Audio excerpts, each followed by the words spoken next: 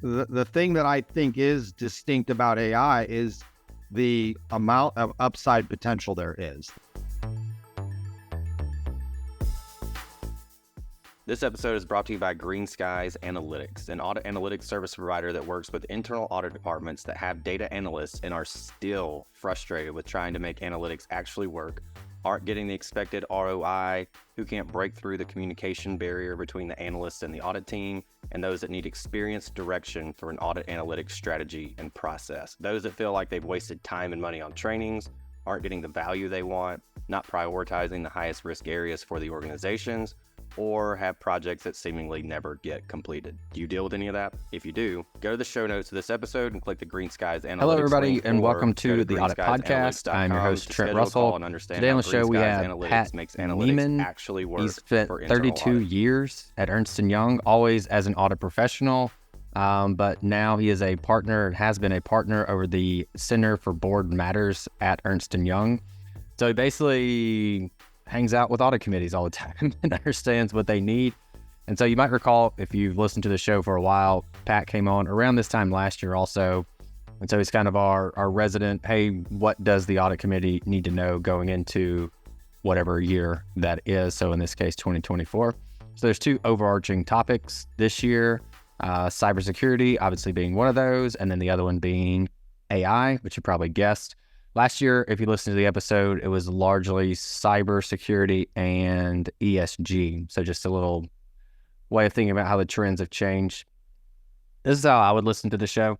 If you are an audit committee member, listen to it from the perspective of, do I need to know this, or what do I not know, and what do I need to share with the rest of the board and directors? If you're the CAE and you haven't had these conversations with the audit committee, probably be a good time to do that.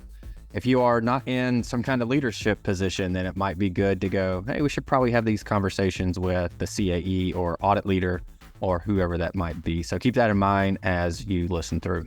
Here we go. What's in your internet browsing history this week? So Trent, it might sound a little wonky, but in what I do, there's plenty of browsing on, you name it, AI, artificial intelligence. We're going to talk about that today. Cyber is always a top issue.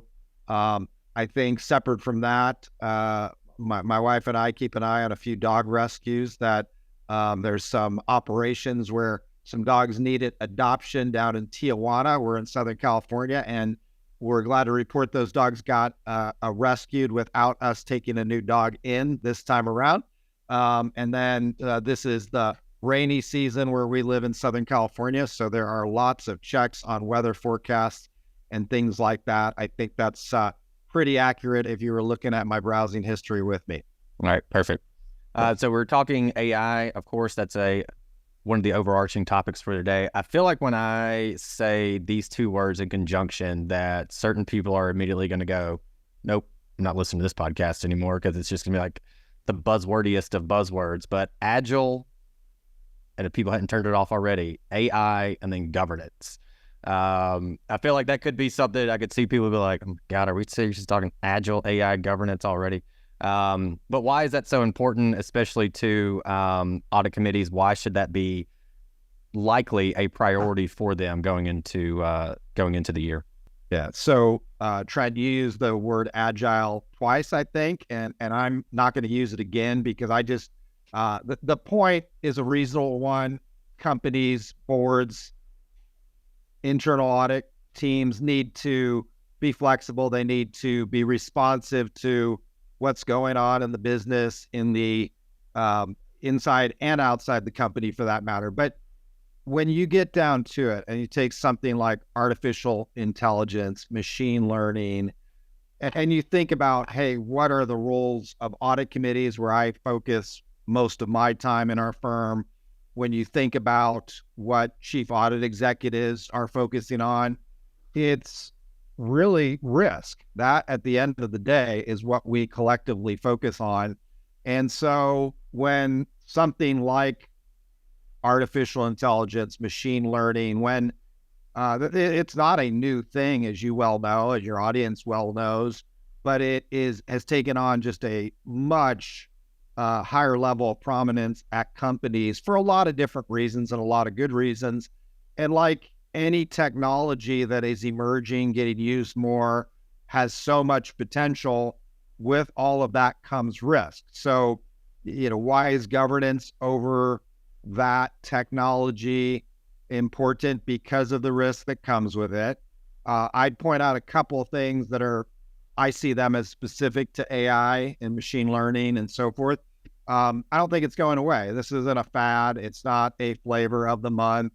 I think AI will continue to increase the role it plays in virtually all businesses. And it's not going to be one size fits all. There's going to be a continuum, but there aren't going to be many companies that aren't utilizing AI, dealing with AI, and looking for the possibilities of AI. And that's the other thing that I would say on why is governance important.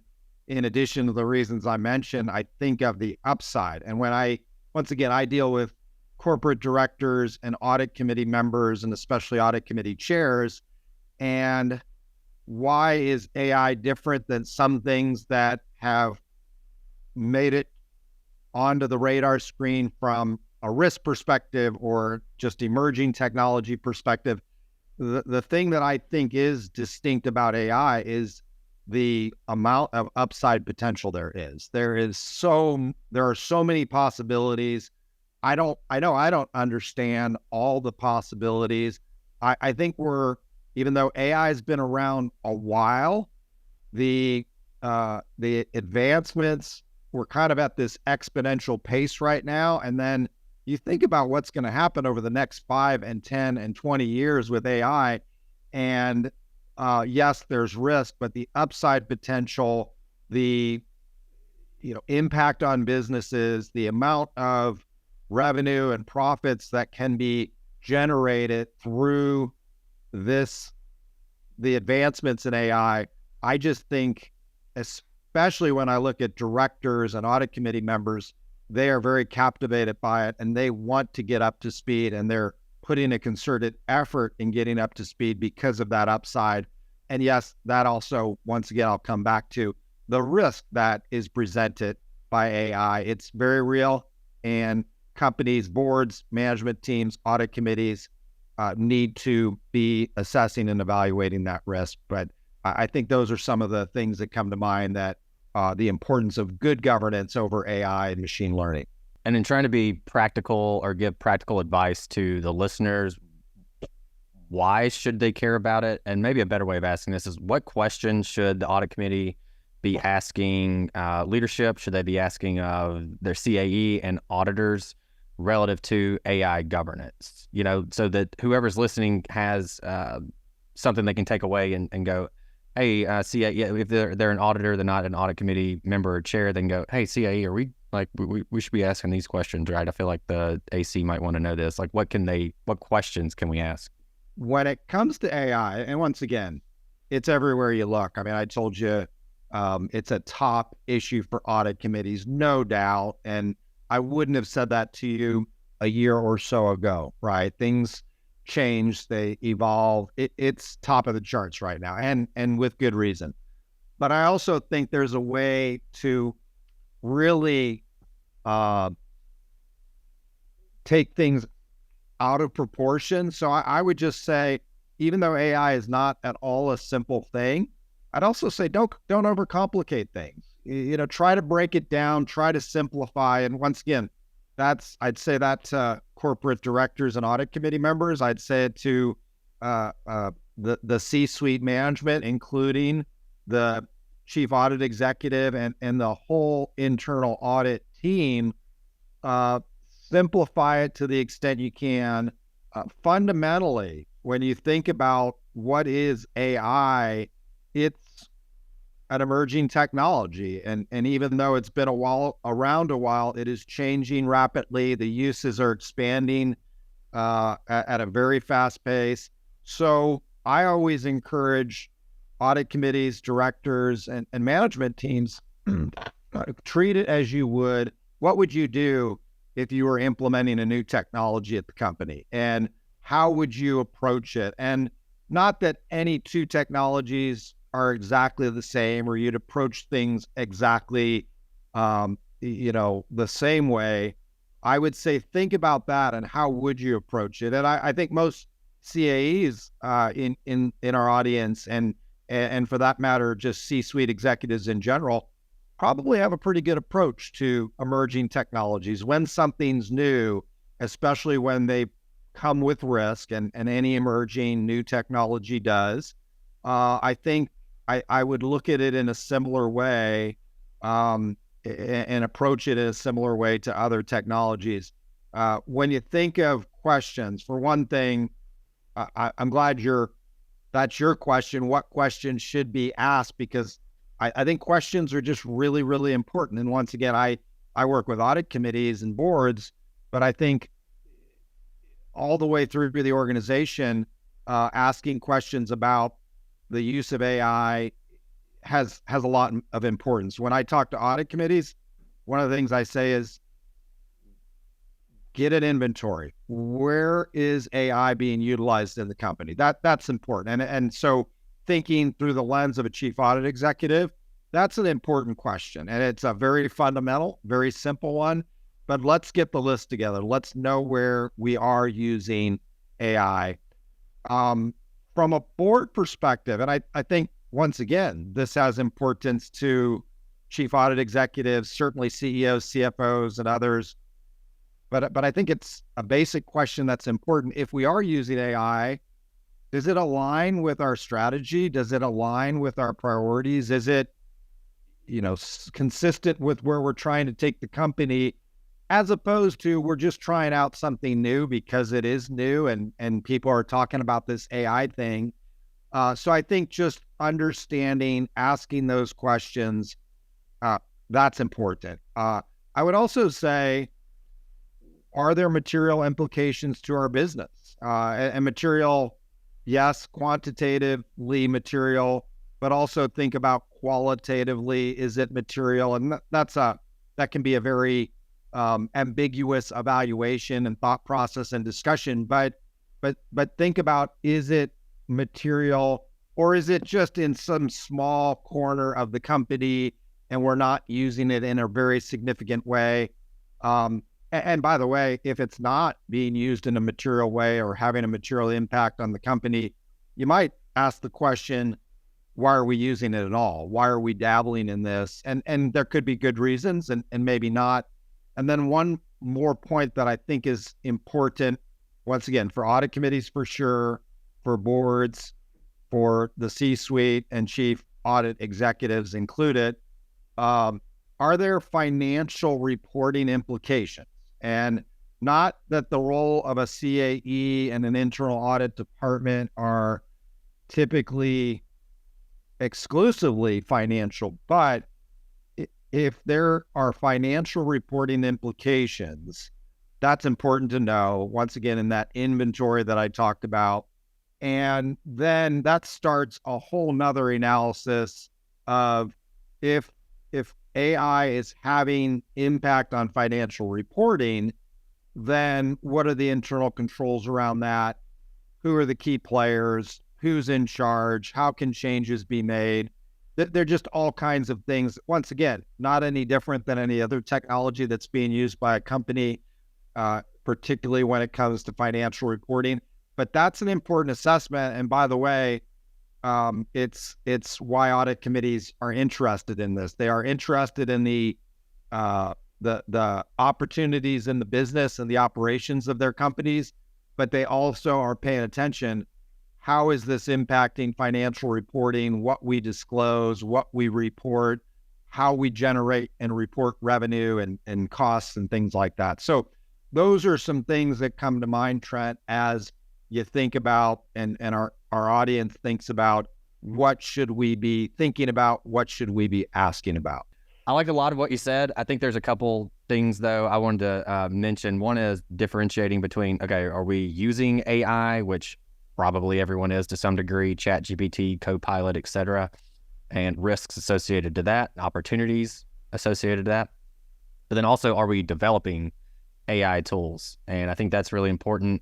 because we have things like bias that's in the data. And so you definitely don't want to develop a product that is going to have some level of bias in it that's ultimately going to be bad for the organization. So making sure that you have controls along the, basically, I'll just call the development life cycle of the AI tool that you're developing. And so you might have to kind of split resources on, okay, which one are we going to focus on, depending on the size of your organization and if you are developing AI related tools. So that's something that I think is an important distinction. The other thing that I really like that you said is about ultimately, okay, we're using this stuff, right? Right. All right. Does it align to the strategy? Nope. Okay. Why are we using it then? And it's interesting to see history play itself out again, because I know with data and analytics, that happened too, where it's just like, we need to start using analytics because that's what we're supposed to be using. And then a year goes by and you go, what'd you do with it? And they went, we spent a lot of money on it, but we know nothing. And we didn't, did you have a business case that you were tying it to, your strategy? And they go, well, we really think about that. We just thought we were supposed to get all the data.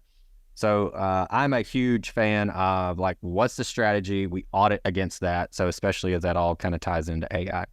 All right, so we're talking cybersecurity. I think it's a good time to transition into a cybersecurity conversation as we kind of start to close out the second overarching theme of the episode. And this is related to cybersecurity relative to the SEC rules, largely around materiality. Is it not? But I kind of want to get your thoughts on that. And really, again, your perspective in working with audit committees. What do they need to know relative to the new SEC rules and how that's going to impact future disclosures? Yeah, so the new SEC rules on cyber disclosure, they're upon us. A lot of public companies are going through their first cycle with the new rules that kicked in effectively in December of 2023. So I always think it's important, Trent, to talk about not so much deep details of what the requirements are, but I personally find it helpful just to break it down a little bit, what is being required. And that there are two big buckets, if you will. One is in your annual report, that's 10K for most public companies. There's also a Form 20F for foreign private issuers. And in my 32 plus years as an audit professional, I've never served a client that had a 20F, but 10Ks are what you'd normally think about. That's one set of requirements and disclosure. And then the other is what I'd refer to as incident reporting. So material events, those are covered under 8K disclosures when the events happen. So 10K is on an annual basis, 8K are when incidents occur, or once again, the 8K equivalent for foreign private issuers is at 6K. So when you think about the annual reporting and these, you will see, our audience is seeing companies are including their first set of disclosures on cybersecurity right now. And so what you can count on, I think, is a few things. One, the SEC is observing what registrants are disclosing. I think you can also count on registrants are observing what other registrants are disclosing. And I think many companies out there can just expect some help from the SEC, some comment letters to come. I don't think that needs to be viewed as something that is meant to be critical or problematic, but I think the SEC, we're early stage on these requirements. And the reality is there is going to be a learning process. There's going to be an evolution. Companies will better understand the expectations, the norms, what companies like them are disclosing or are not disclosing. We're already seeing there's a variety in what gets disclosed, how it gets disclosed, the length of those disclosures.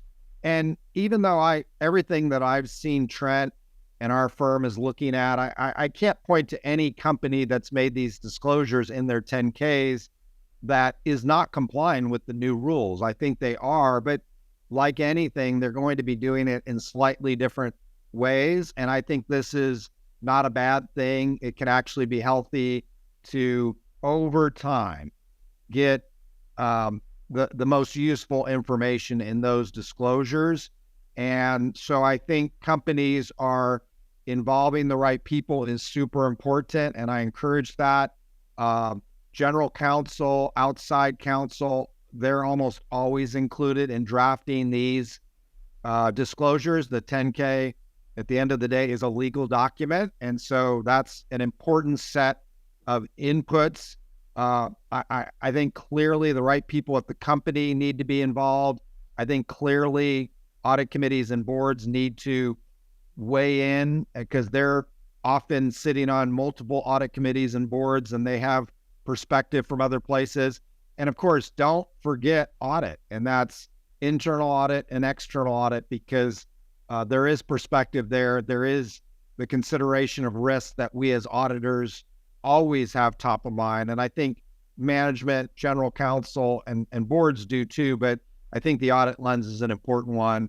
And one thing that I just encourage companies to keep in mind in these 10K disclosures, these annual reporting disclosures, Gary Gensler, the chair of the SEC, some of the things he points out is important, not exact words, but he's looking to protect investors and maintain orderly markets. And if you can sort of think of it in those terms, these disclosures, I think companies will approach it in the most productive way and the most constructive way, and ultimately be compliant, not just with the letter of the law, but the spirit of the rules. And I'm not one to take a position, are the rules great rules or not great rules? That's not my role. But I would say, if you just keep in mind what the chair of the SEC says is the spirit of these rules and others, then I think that can be helpful. If I shift gears to the periodic reporting, the incident reporting in 8Ks or 6Ks, this is where a material cybersecurity incident is required to be reported within 4 business days of determining that the incident is material. And there are a few things that get really challenging in these requirements, Trent, and there's no bright lines that I can point to, no crisp evaluation or assessment. These are going to be challenging assessments that incorporate a number of factors and variables.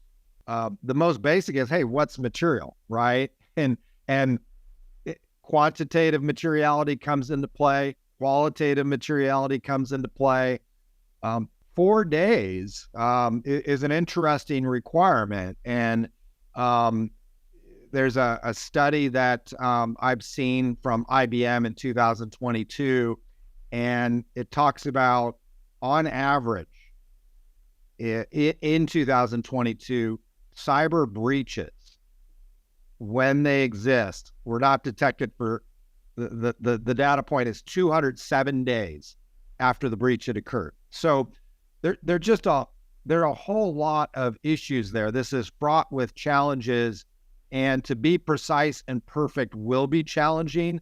But the reality is companies are going to have to do their best. And when you do determine that an incident has occurred, that's when the clock starts. Actually, it's when, not just when you determine there's an incident, but you've determined that it's material. And companies are going to have to put forward their best effort to make that evaluation quickly and thoughtfully.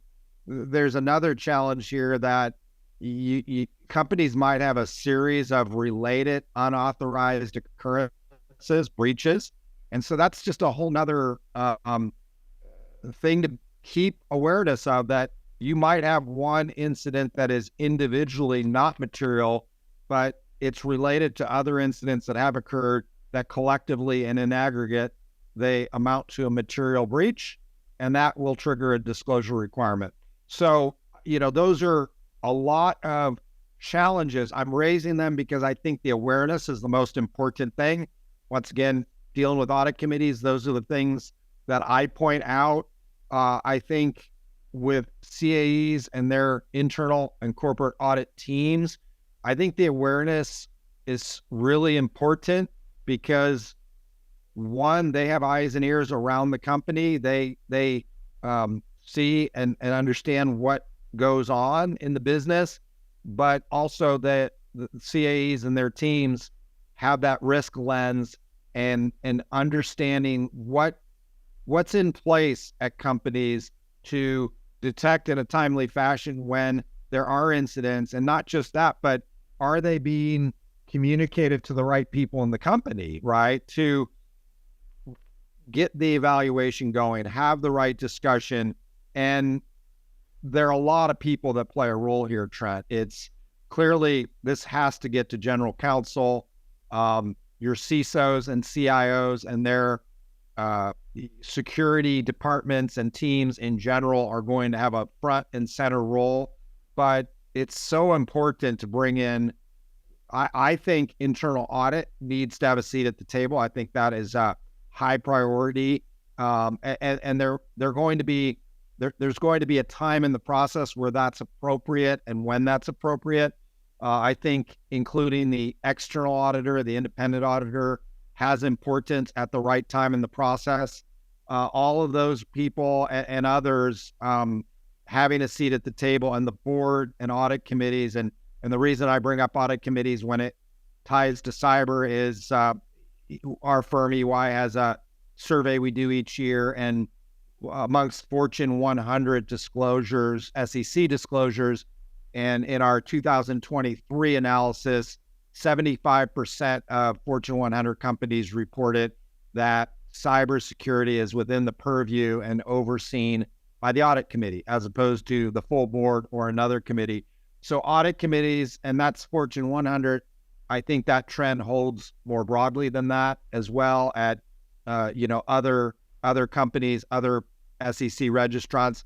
So I think bringing all those people in, having an approach before you have the incident gets really important, so that the 8K reporting requirements under these new SEC rules are dealt with in the most responsible way. And once again, hey, companies have to comply with the letter of the law, but I think understanding the spirit of the law and the requirements has importance, which once again is just trying to get investors information in a timely and orderly manner and maintaining orderly markets. If you keep that top of mind, you might approach it in the most productive manner, I would suggest. So I can definitely see amongst CISOs, amongst general counsel, amongst CAEs and external auditors, when it comes to these disclosures, that the CISO goes, hey, we did our part, but this is a finance thing, so audit, it's for you to figure out. And audit going, it's really more of a cyber thing, so you go do it and you own it. It's your thing. And this kind of internal battle of like who ultimately owns this and who's responsible, as a way of saying it.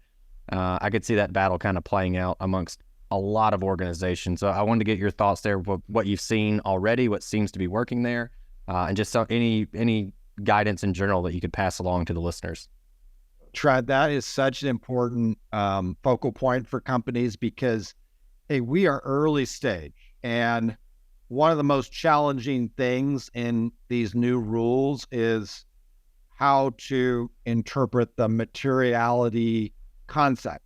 And it's not overly prescribed just yet. But what I would say is whether they're battles amongst management teams and so forth, or perhaps even more concerning, the team not knowing who's doing what is maybe even a bigger concern. And so when I think about it, and as I talk to audit committees, boards, and management teams, I think the most important thing is, one, you have to have a plan. You have to have protocols in advance. Some companies have this because there have been incidents in the past, lots of them at lots of companies. So you need to know how to react. Now there's a requirement to be disclosing this in a different way to the public in an SEC document and filing. So there are certain people that just have to be a part of this. And yes, it's going to be CISOs and CIOs. Yes, it's going to be general counsel. They're going to be the finance team, CFOs and their teams. Clearly, I think I think the most important thing is getting the process in place, understanding the qualitative issues that need to be focused upon, who needs to weigh in on that at the company. And then on the quantitative side, it's not just who does the calculation and the evaluation, but what is that calculation? What is that evaluation? And we're all learning as we go here. I don't know that a lot of companies really have nailed this. And I don't suspect many companies are doing it exactly how they're doing it now is exactly how they're going to be doing it in a year or two, because everybody's going to learn. There's going to be more interpretive guidance, I hope, from the SEC. I hope from firms like ours as we learn. But one thing that I do strongly suggest, talk to people outside your company. And often some advisor is going to be necessary on this front because they are working with different companies trying to get that right. And yes, that's outside counsel in many cases from a legal perspective, but there are, I think, assistance on how do we look at materiality? How are companies approaching these calculations and who should be involved? Those are just really, really important factors in getting this all right. And by the way, be ready to roll with things as we all learn more on this. So, and Trent, I've enjoyed this discussion. I certainly hope that you and our audience has learned something, gotten some valuable points out of this. I would just say in closing, these topics can get really wonky and I think even misunderstood when you throw around topics like cyber, like data privacy, like AI. And what I just always encourage and what I think is most important is the awareness. Not, most of our audience, me in my role, you in your role, I'm not trying to be a deep expert, and I don't think most of us need to, but in all of our roles, we need to know what's out there, know what the risks are, know what to stay aware of. And I think if especially when I think about CAEs and their internal audit, corporate audit teams, I think if people stay focused on that, what's out there, what are the risks that get presented by these concepts and these technologies and so forth, I think everybody's going to do their job better, and they'll be addressing the most important things about these lofty topics as they execute in their roles. So, Trent, thanks for having me. It's always nice to be with you and this audience, and I hope I get to come back again at some point in the future. Hey everyone, thank you very much for listening to this episode of the Audit Podcast. Whatever platform you're listening on right now, I'm sure there's a subscribe button somewhere, so please hit the subscribe button there. If you're listening through iTunes or Spotify, feel free to go give us that 5-star rating. It only took me about 16 seconds to give myself a 5-star review, and it really helps to get future guests to come on the show, so we'd really appreciate that. Lastly, be sure to check out the show notes and follow us on all our social media channels on Instagram, on LinkedIn, and on TikTok. Also, if interested, please sign up for our weekly newsletter from the Audit Podcast. Thank you all. Have a great one.